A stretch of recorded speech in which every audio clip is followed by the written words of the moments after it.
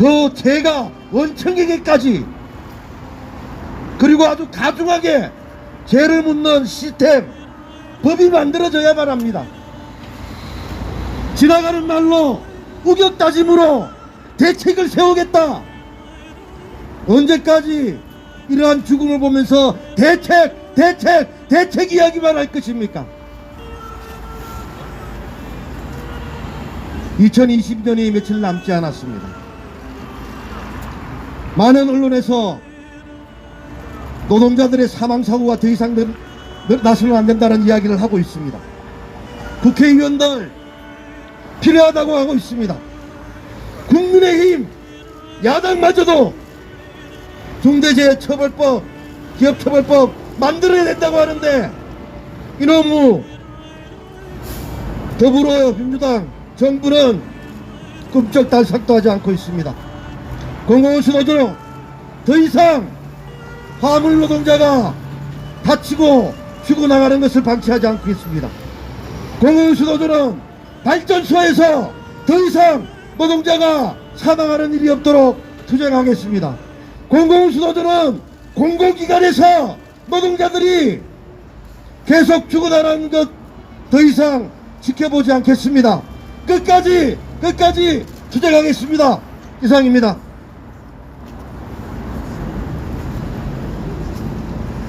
예, 다시 노동자들이 억울한 죽음을 막자고 정부 청사 앞에 서야 되는 현실이 참 답답합니다.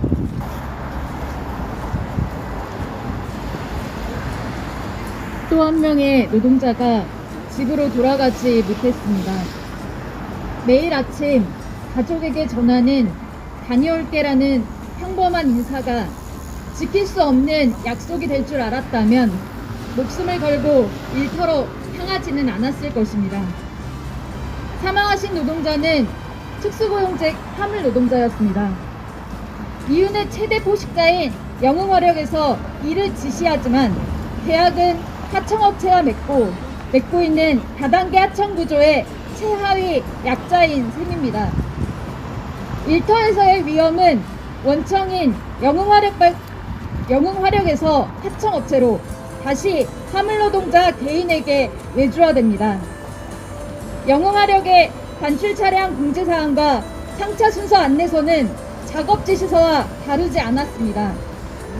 한 장짜리 공지사항에는 빈번한 안전사고를 경고하면서도 화물노동자 개인에게 책임을 전가하는 내용입니다.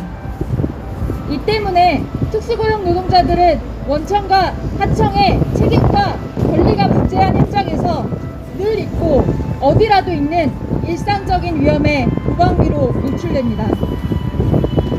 작업장에서의 안전은 사람이 실수하더라도 혹은 기계가 오작동하더라도 인명사고로 이어지지 않는 작업 환경을 만드는 것이 가장 기본적인 원칙입니다. 화물노동자가 아니라 어느 누가 상하차 작업을 하다가 발을 헛디딘다 하더라도 재해가 나지 않도록 안전한 작업 발판, 안전 난간, 추락 보호망, 안전대 부착 설비를 설치하고 미끄러움 방지 조치, 보호구 지급, 2인 1조 작업 등의 안전 조치가 우선되어야 합니다. 이처럼 안전에는 지나침이 있으되 모자람이 없어야 합니다.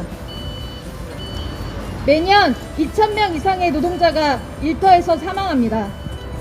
단지 운이 나빠서가 아니라 매일같이 반복되는 죽음입니다. OECD 가입국 중 산재 사망 1위인 불명예를 장기간 고수하는 이유는 우리나라가 특히 더 위험한 산업 구조여서가 아니라 노동자 한 명 한 명의 죽음에 대해 누구도 책임지지 않기 때문입니다. 중대재해기업처벌법은 단순히 처벌의 수준을 높이기 위한 것만은 아닙니다.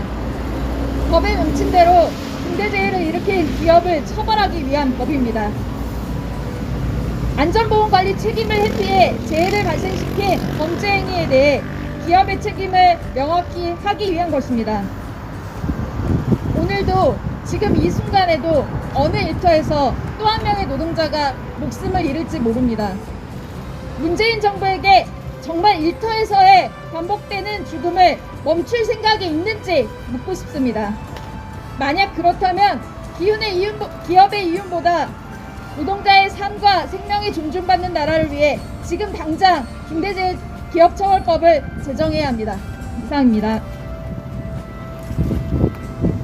예, 고맙습니다. 말씀하신 것처럼 생명을 지키는 일은 부족함이 없어야 합니다.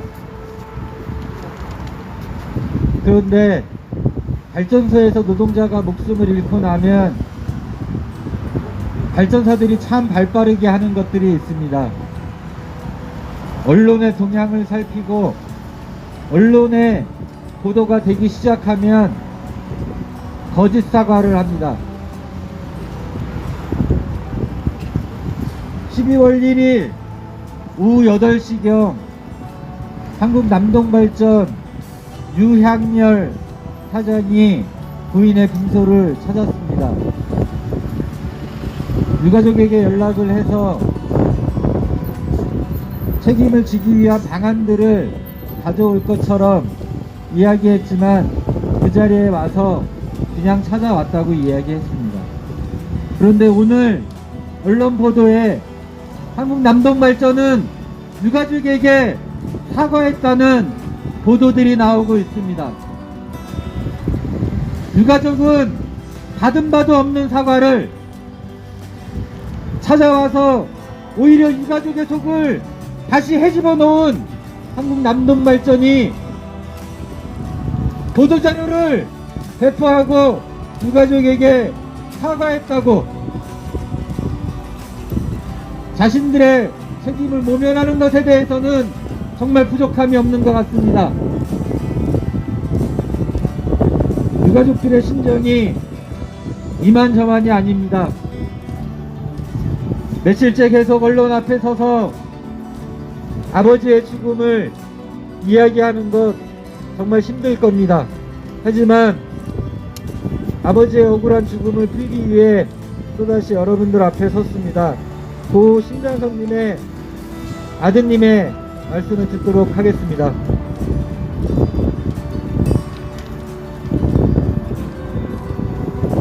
이제 아버지 소식을 세상에 전하기로 6일 되는 날인데 아직까지 펜타곤 측에서는 아무 말도 없으세요. 어떻게 해주겠다 라는 말도 없고 필요한 정보를 다 제공해주겠다 라는 말도 없고 사과도 없었습니다. 저희 유가족은 단지 불안감으로 살았거든요. 그동안 고생하신 아버지 이제 고생 그만하시고 어서 빨리 하루라도 빨리 장례 치러드리고 싶은데 그러지 못하는 게 너무 슬프고 아버지가 너무 보고 싶습니다.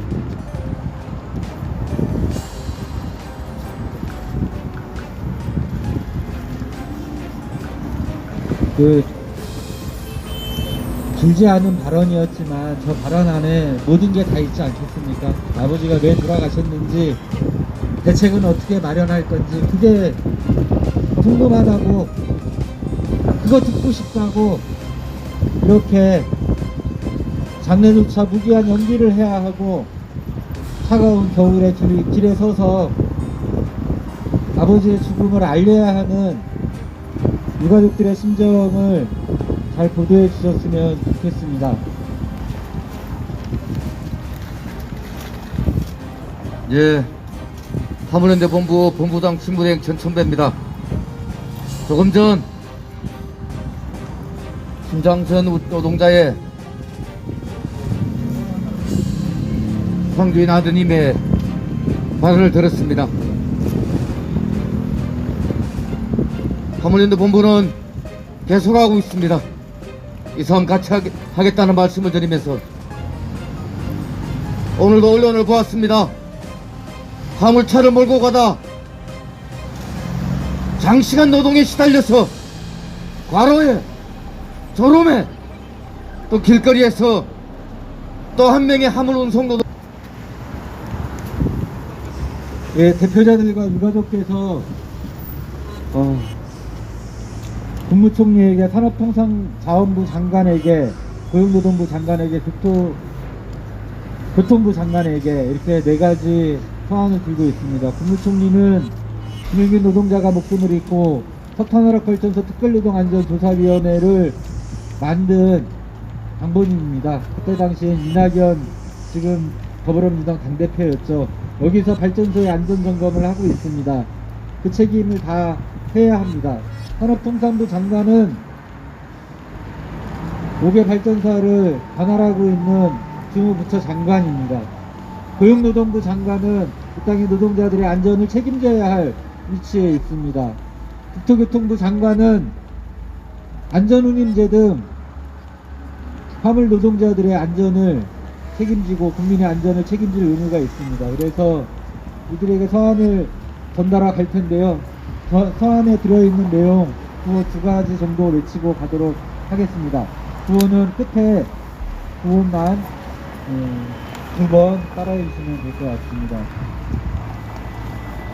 원청이 죽였다! 남동발전이 책임져라!